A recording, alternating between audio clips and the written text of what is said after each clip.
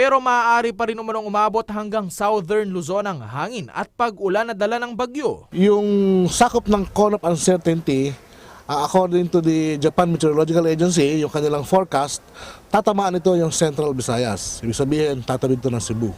Payo ni Isguera sa mamamayan na lumayo o lumikas muna sa mga baybayin at coastal areas. May kaakibat din po ito na malakas na storm surge.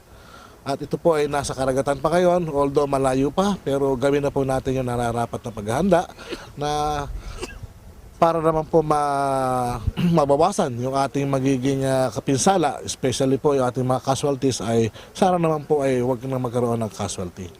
Kailangan ding patatagin ang mga tahanan dahil sa lakas ng hangin na taglay nito. Ang taglay nito, makakabol na ito ng bahay na mahina at saka mga puno, makakabunot na rito ng mga puno, no?